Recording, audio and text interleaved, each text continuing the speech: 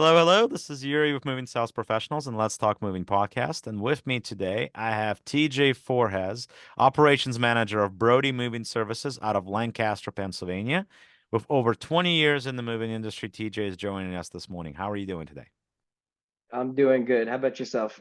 Good, good, good. Thank you for joining me. TJ is almost a neighbor to us. They're only about an hour and a half north from where we're located in Maryland. So pretty close here. Maybe they'll come and visit us one day. So we can always do that, make that connection. We're close. So, and by the way, we're the only call center that will ever say, come and visit our house. But anyway, so TJ, how did you get started in the moving industry?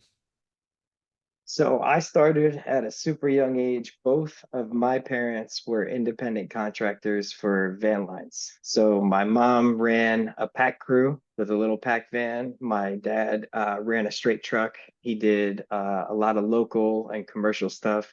And then he ended up transitioning over to short haul and ran the East Coast.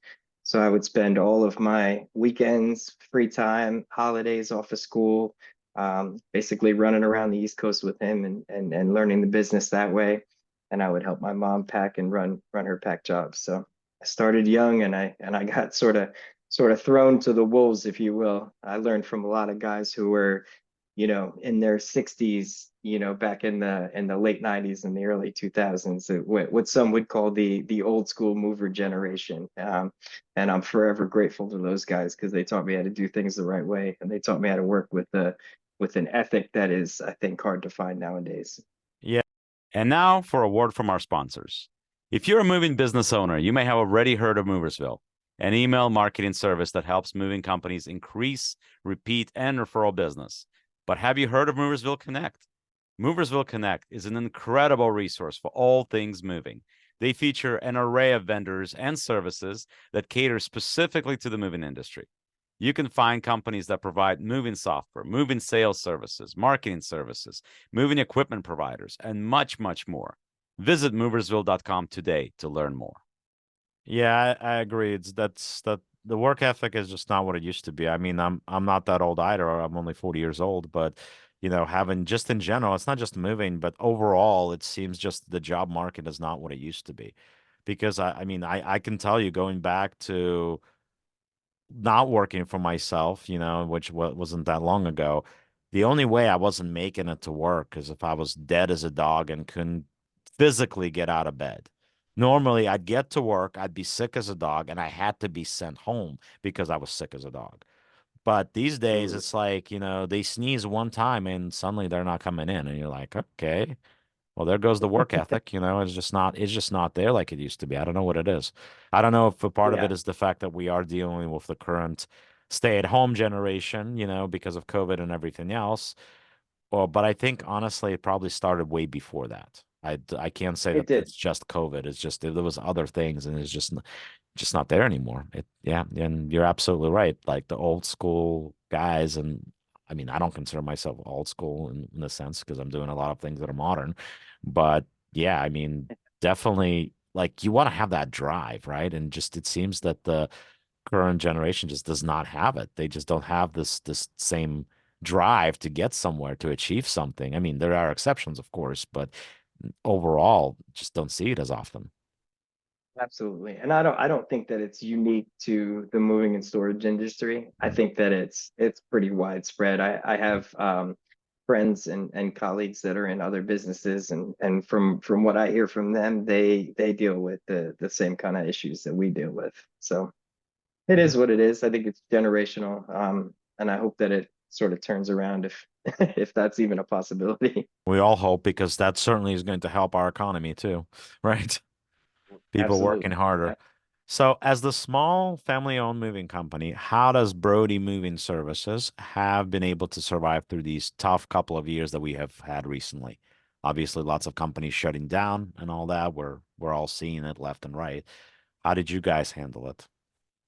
So I think that that's a fantastic question, first of all, and I would say um, that for us, what was able to carry us through is our reputation. I mean, you've heard the saying that your reputation precedes you. A lot of Absolutely. what we do in the area that we live and work in is small. Everybody knows everybody, and a lot of it is word of mouth. There are customers that we have who have been repeat customers over and over again for 10 years, and because we were able to show up on time for their very first move with us, we were able to provide great service. We were able to get the job done within the estimated allotted amount of time.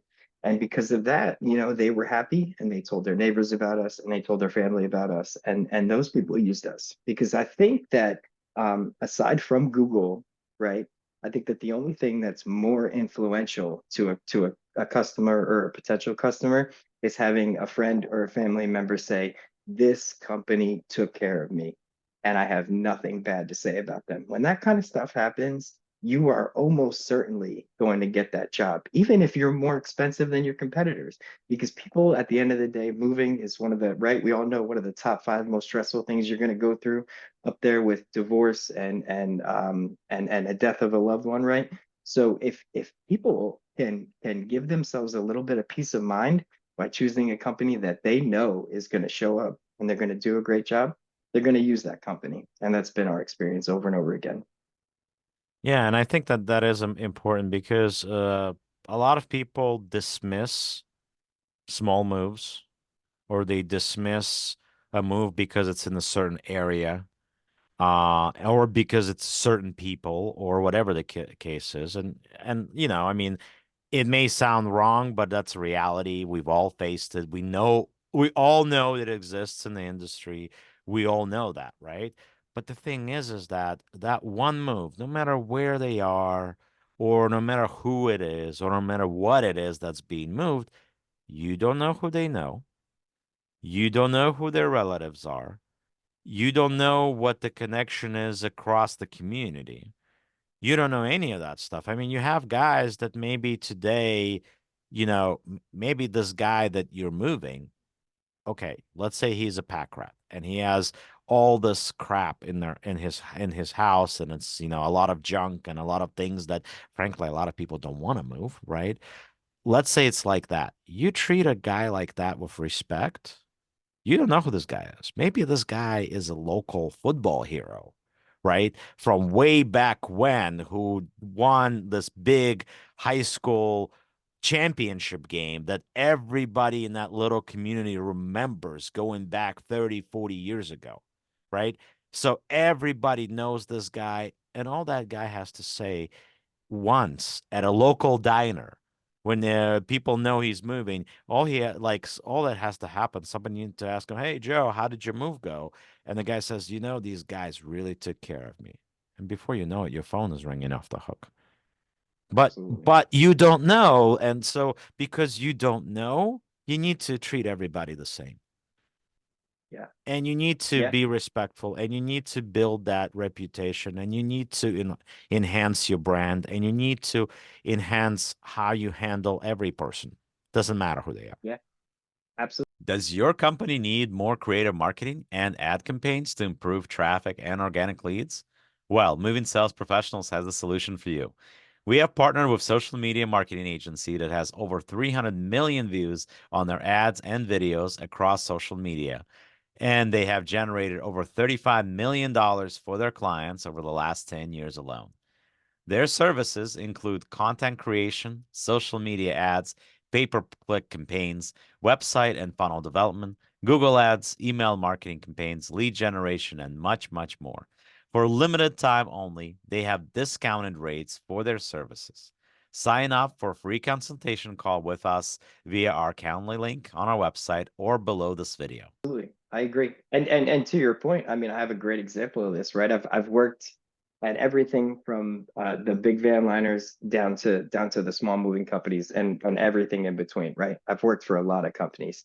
Um, and one of the main practices that I noticed at the big companies, and there's nothing wrong with them. Don't get me wrong. I'm not bashing them. I'm not saying anything. They do great work and they do a volume of work that a lot of people can't handle. So there is a need for them. I'm not saying that. But what I am saying is Sure. that they have certain processes, like for example, the red folders that they use for people who are realtors and high-ranking members of the community and things like that. So those jobs, they get put in a physical red folder, right? And that job gets handed out to their highest, you know, their highest people. The best contractor, the guy with the best claims rating gets that job. And there's nothing wrong with it. But at the same time, what you're effectively saying is that this guy is more important than this guy. And that's not something that we do here, right? I don't think that this guy is any more important than this guy, whether he's a realtor or not. I don't think that he's any more important. I think that he deserves the same level of respect as the 80-year-old hoarder, who lives in the one-bedroom apartment that you can't walk through, right? And I think that's exactly what you were saying as well. Yeah, absolutely. Because I think it's important. I mean, the relationships in general are important. So it's the same thing when uh listening to your customer, whether you're a mover on the day of the move or whether you're a sales rep, it's important because it's the hints, the little subtle things that people say and drop that make a big difference for what they want and what they need specifically. And if you're not paying attention, you're going to miss it. And that could be a difference between you getting a sale or not. It's also could mean a difference between a good review or a bad review on a day of the move when you're doing a job. It's just one thing that somebody says. So being attentive and paying attention, it's important. I mean, to a degree, even a foreman going on the job needs to be a psychologist to a degree because they need to be able to need they like the ones that do the best and frankly the ones that make the most tips probably are the ones that can read people very well by being there because yeah Yeah. that is Yeah. yeah that I think that's extremely important to be able to read people. So yeah, so TJ, um what is there besides that besides obviously the community focus, the customer service and all that stuff that you guys are doing, is there anything beyond that that you're doing that's unique to you? So I would say that the way that we first of all view and treat our employees is different. Nobody is a number here. And I'd say that the way that we approach the labor side of it, right? And I don't particularly like that term. I think that it serves to differentiate us from other skilled trades. And I view the moving industry as a skilled trade. I know that's probably an unpopular opinion, right? I agree. We don't get looked at like the plumber. We don't get looked at like the electrician. We don't get looked at like the construction guy, right? Who needs all his certifications. But I would like to see any one of those professionals get the 400-pound armoire up the 3 flights of stairs with 490-degree turns without hitting the wall, right? Right. So, and from that aspect, right, when you start looking at your guys like skilled movers and not like just regular laborers, when you implement training procedures to get your new guys up to par with your middle and your most experienced guys, you create a culture where people show up to a job and they don't feel like they're just providing labor. They feel like they are a moving professional that is here to execute a job appropriately, professionally, and to the best degree of excellence that he can provide, right? So I think that that's something that we do just a little bit differently than some of the other companies. I know that, like I said, it's probably not a popular opinion, but I'm sure it is among movers. well, it is, right? But from, to the rest of the outside world, I know that we're viewed a little bit differently. And I think that if as an industry, if we can transition away from, the idea that we are just providing labor and move toward something where, we are a skilled trade, I think that not only would our customers be more satisfied, but I think that our guys who are out there doing the jobs are also going to feel more satisfied at the end of the day. And there's nothing more productive than a happy employee who is working for a company that he likes and a company that he believes in. And that's been my experience all these years. It's something that I've taken um, throughout my years of experience working for different companies and tried to bring with me here. And I think that I've been very successful doing that. Yeah, I 100% agree with that. But it's also, but I think also part of it getting back to sales, which of course is my background, but I think that's also has a lot to do with the people that are working for your moving company in the sales spot or in the customer service spot or in the any spots really where you're having any contact with the people who you're doing the job for, because it's also how you represent your guys. If you represent them like the professionals that they are, if you represent them like the skill men that they are, if you're not being dismissive of them like you would have, like basically treating them the same way you would any guy that you pick up at 7-Eleven or, or anything, or Home Depot or any other place like that. If you present them this way, they're going to view them this way. So you need to Absolutely. present them as skilled individuals. They need to be paid, frankly, as skilled individuals. Skilled labor is paid more than unskilled. I mean, You you are get calls where somebody 100% wants to correct. pay $200 for a move. Okay, well, you can get that at Home Depot. It's going to be unskilled. There's not going to be any valuation or any kind of insurance coverage involved. There's not going to be any, if they put a hole in your wall, it's oops. And if there's anything else that happens, or if they show up, they don't show up, that's what you're paying $200 for. And you're going to Yeah. get, and you got to get everything that $200 is worth, including somebody showing up that's hungover from that night before, including somebody that shows up that smells like pot, including whatever. And look, guys, this is my big thing too, and I'm sure TJ would agree with me. Look, I understand that pot is legal. I get it. It's legal. And what you do on your own time, what you do in your house, what you do outside of work, it's your business. I don't care what you do outside of it. It's your business, it's your life ultimately, right? But if I'm the Absolutely. person and you're moving me, you better not show up in my house smelling like pot. Yeah. I have Yeah. kids. I don't want them to smell that. I And 100% majority agree of with you. people will act the same way. It doesn't matter what your view of pot is. They don't care about what your view is. It's about what their view is like. Yeah. Yeah. I think you're It's it 100% correct. it's projecting the image, whether it's from simple conversation when you start talking to a customer or actually showing up. It's the whole picture. And that's the picture that's gonna either move your company forward or sink it. Absolutely. I mean, and to your point, right? It is legal, but alcohol is legal too. And I wouldn't want anybody touching my stuff who is under the influence of alcohol. It's going to impair you regardless, right? So it doesn't, I don't think that it has any place in any kind of work environment, whether you're packing boxes at a factory or you're driving a forklift or you're moving furniture or you're fixing somebody's drain and you're doing the plumbing in their house, if you're doing the electric work in their house. I don't think that anybody should be under the influence of anything, right? Any mood or mind altering drugs or substances, if you will, right? So again, you're absolutely correct. What you do at home is fine. You can go ahead and have a ball when you're off the clock, but just make sure you're ready and you're presentable the next day. That's another big one, right? Are we showing up in uniform?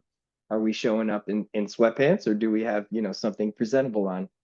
Do we have something on our feet that looks like, is going to help us get this job accomplished, where we're not going to get hurt, right? Do we have the right sneakers with the right bottoms with the right grip? All these things, and for anybody who thinks that the customer is not paying attention to that, I can promise you that's not accurate. First impressions are everything, right? And that starts when the sales guy, if you're doing on-site estimates, that starts with that guy and how that guy, like you said, presents the employees of that company, right? Who's your driver and your foreman and the guys who are going to be helping him complete your job. How are we presenting those people to our customers? And what is going to be the result of that is greatly dependent on how we frame it for our customers. Yeah, Yeah, absolutely, absolutely. So, I mean, that all that stuff is important if you're trying to grow your business and grow it the right way. You want to be for looked sure. at as a professional, not a college kid that's going to show up and break your stuff. You want to be looked as somebody that's going to take because look, here's the reality. If you're moving a professional person, man, woman, whatever. Let's say they're lawyers, they're doctors, they're frankly people that can afford to pay big dollar for their move, right? Guess what? Those people, they don't want to look for a different moving company every time they move because they're moving their houses, they're moving their offices, they may be moving to a different state, they may be doing a lot of things, right? But those people, they they want to realistically, if I'm that person, I'm looking for one mover that I can trust. And if they handle my move with respect, and do a great job, I'm going to come back to them next time and next time and next time and next time. And those are big dollar moves most of the time. You're talking about if it's a full service, full packing move, it's a 3, 4, 5 bedroom house.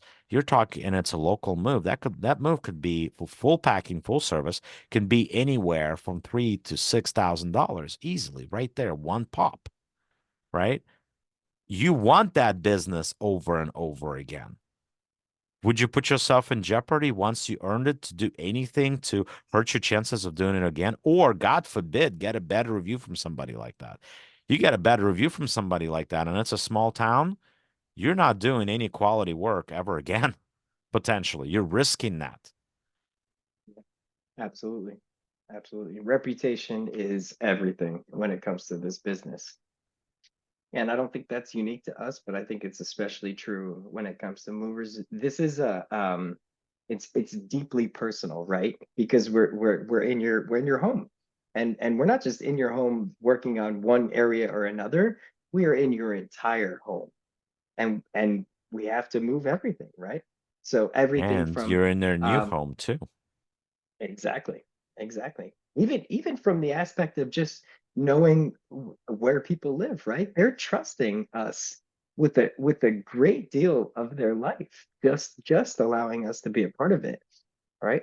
And I think that's almost to be looked at as an honor, right? You're going to allow us, you're giving us the privilege of doing this work for you. And when you come into things with that kind of an attitude, it changes everything. It really does. It does, and it is in a lot of ways. It is also about being humble, because when you have that attitude and when you have that cockiness and you don't have that humble approach, that tends to rub people the wrong way too. You could do a great job on the move, but if you're just, you know, disrespecting them just by the way you talk to them, it's not necessarily what you say, it's how you say it, and a lot of times too. And once again, you're going to lose a big job. Is it worth mistreating people by doing this? But once again, especially if you're a company in a small town, in a close-knit community where, you may be the only area in the next 30 miles, but guess what? Somebody's going to change you if that happens. Absolutely. Absolutely. And I think to your point, another important thing to look at when it comes to that is, how are we handling the situation when something does happen, right? When there is an accident or a mistake, and something does get damaged, whether it's a big dollar amount, or something small, are we taking responsibility for what happened immediately, right? And from my point, that means whoever did it, right, on the job, are we going to tell the customer immediately, hey, this is what happened, I apologize, I'm sorry, we'll sort it out at the end of your move. And then who is taking the call at that point, and initiating the claims process, right? Right. I And think that people are incredibly, we're 100% more receptive when they are told immediately about what's happened, rather than right. ignoring it or trying to cover it up, right? and Right. and I'm sure we see a lot of that too. Right. I was about to go there too. So you actually beat me to the punch. I was going to say, how often do you have movers that try to basically fix something or cover something when the customer doesn't see it? In reality is this, and it's a universal truth. If something is hidden, sooner or later, whatever's hidden comes exposed. It may take Yeah, years, but sooner or later it comes out. And when it absolutely. comes out, it usually blows up like a bomb. So it's like, Yeah, do you really want to put yourself in that position? right.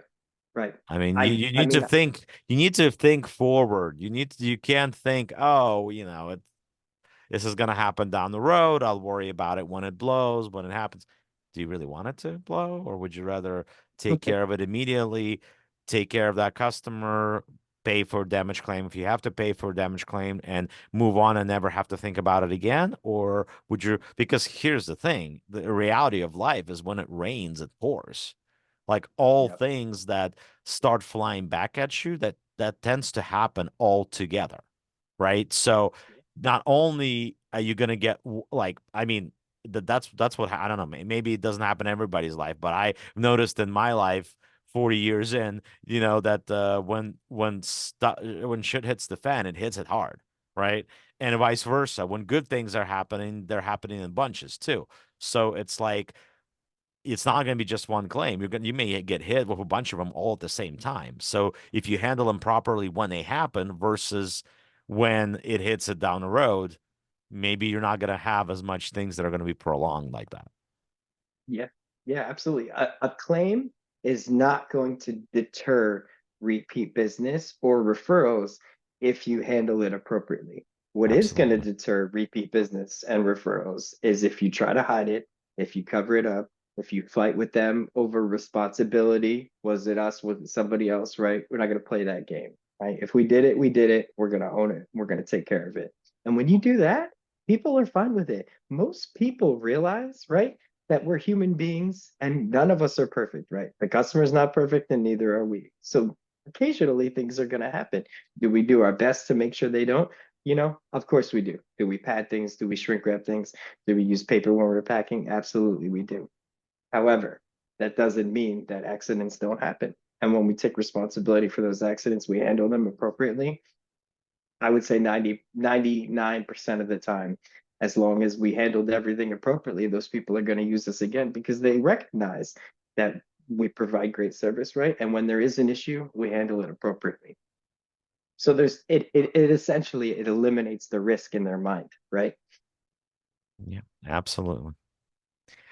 Yeah. So, where do you see the company going this year and in the future? What is in stall for Brody? So I think that the trick with a small business, especially one as tight knit as ours is how do we expand but keep the same small business kind of feel, right? And so that people continue to view us the same way even through the growth process. And I think that that's something that we're working on. We hope to expand a little bit this year and going forward over the next 5 years, possibly even a second and a third location. I think over the next year for now, we'd like to add some guys to the crew and at least another truck, possibly a second one. But again, I think that when you grow and you grow slowly, maintaining that small business feel and that relationship that you have with that customers, where they can talk to the same person that they spoke with years before, and they know that things aren't changing rapidly. They're comfortable with the people that they spoke with last time. They know some of the crew leaders, right? Doing it in a way, transitioning in a way that keeps people comfortable, I think is the most important part.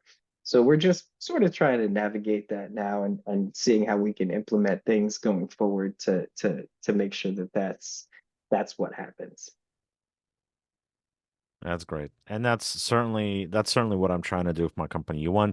I feel like and a lot of people talk about, you know, rising up and growing quickly, but growing quickly comes with a lot of pain and it also comes with a lot of risk. And in Yeah, today's market, a lot of risk is not necessarily a good thing. I mean, some people right, say if you don't risk it, whatever, but if you have it to risk it, sure. And it doesn't impact you personally, it doesn't overall impact your business, it doesn't impact your family, that's great. But ultimately, I mean, it's something that I certainly used in my business, something that I would call calculated risk, where you take the risks that you can afford to make and you don't take the risks that, frankly, you can't. So I think that right, that's important. absolutely. Yeah, but I mean, and to your point, you asked me earlier in the show, how did we survive when a lot of people didn't? I think that what I saw happening was people saw an opportunity to expand very quickly, right? The housing market was doing crazy things. The interest rates were crazy low. I we could have rapidly expanded at that point, but for every boom there's also a bust, right? And you have to be aware of that. So I think that anybody, who was even operating mildly well at that point could have rapidly expanded because there was more work than anybody could do. At least that's what we were sawing in our area. yeah, that one winter was crazy. Absolutely, it was wild. So I think that to a lot of small companies, this looked like the perfect, we were going to expand rapidly and it was going to be great. But having the wherewithal to pause for a second and say, let's stay how we are. We can do the volume of work that we're comfortable doing. If we can't, we'll pass it off. And we'll ride this out, as long as we can, versus saying this is our time, let's throw everything at it and go. And then all of a sudden, right, we had last winter, and all of a sudden now we have all these expenses because we purchased trucks, we added guys, we have expenses that are related to all that stuff, but the work is not there, right? So I think that that's an important thing to consider when you are growing is what is the market doing? What does it look like? Where are we headed over the next 5 years, so that we don't put ourselves in a position where we grew in a way that was unsustainable. You need to be smart and you need to see what's going on because we, Yeah. yeah, usually business is cyclical. So when things go up too rapidly, there's probably a pretty good chance of a fall. And Yeah. if you're going to expand, you need to put safety measures in place if there is a big fall. And if you don't put them there, that's what like companies that didn't put anything that and to protect themselves in that situation, they're the ones that end up going out of business realistically. So they needed to have some sort of a safety measure to protect them from this. And the ones that didn't, they're not doing this anymore. So that's the Yeah. reality. But TJ, thank you Yeah. so much for taking your time with me. I already took a lot of your time this morning. I really appreciate it. And as I always say, the world moves on its own, so let the professionals move yours for you. Thank you very much for joining Let's Talk Moving. It's been a pleasure. Absolutely. It was my pleasure. Thank you so much for the invitation. Sure, thank you, and we'll talk again soon.